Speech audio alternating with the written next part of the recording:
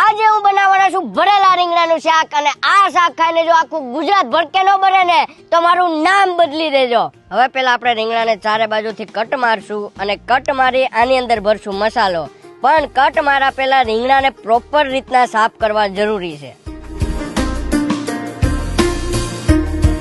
રીંગણ ભરવા માટે મેં બનાવ્યો છે મસાલો. એમાં મેં નાખ્યું છે લીલું લસણ, લીલા ધાણા, લાલ મરચું, હળદર, મીઠું, ધાણા જીરું, તલ, માંડવીનો ભૂક્કો, લસણની પેસ્ટ અને મરચાંની પેસ્ટ. અને એમાં ઉપરથી જો ખજૂરભાઈ સિંગતેલ નાખ્યું હોય આપણે તો કાંઈ ઘટે જ નહીં.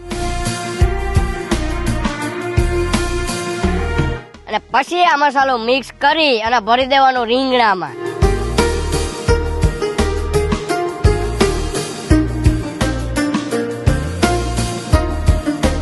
આ બધી ભૂગીને કવિ બની જવું છે આપણે.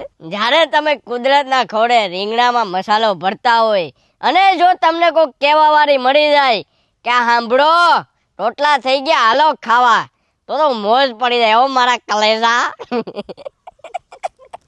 મેં મારી આખી જિંદગી બહુ બધાને ખવડાવ્યું, પણ છેલ્લે પછી મારા હારા મારું જ કરીને વયા ગયા. પછી આપણે કરી દીધું બંધ. કોઈનું કઈ કરો તો પછી વાંચથી દુઃખ લાગે ને, એની કરતા એકલા જ રહેવામાં મજા છે. જે કરવું એ એકલામાં જ કરવાનું.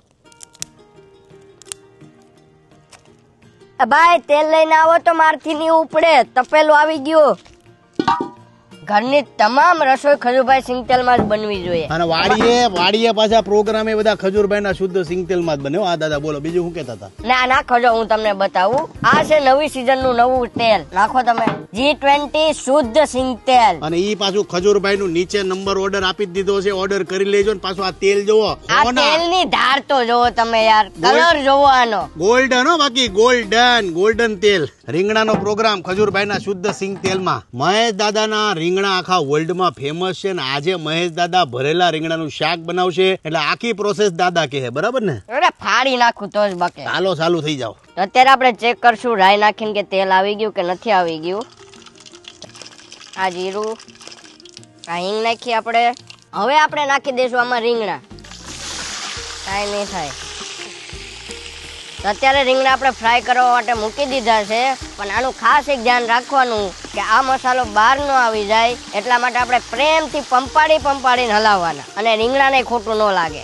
રીંગણા ભરતી વખતે જે મસાલો વધ્યો હોય એને આપણે ઉપરથી નાખી દઈશું થોડોક, અને પછી પાછું પ્રેમથી પંપાડી રીંગણાને હલાવશું. હું કીધું પંપાડીને. હવે આપણે પાણી નાખશું, કેમ કે અત્યારે ફ્રાય કરતી વખતે એને રીંગણા છૂટી જાય એકબીજાને, એ આપણે છોટવા દેવાનું નથી, એટલે પાણી નાખતું રહેવાનું.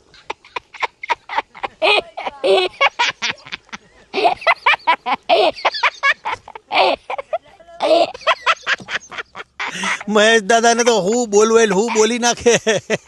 બોલવાનું હું કીધું એને બોલે.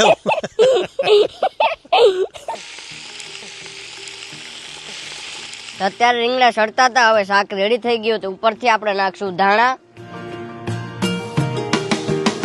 અત્યારે આપણે આખા રીંગણાનું શાક થઈ ગયું છે રેડી. અને હવે હું ટેસ્ટ કરીને બતાવીશ કે કેવું છે કે કેવું નહીં. પેલા આપણે ટેસ્ટ કરે, પછી ગામને કહેવાય કે ટેસ્ટ કરો.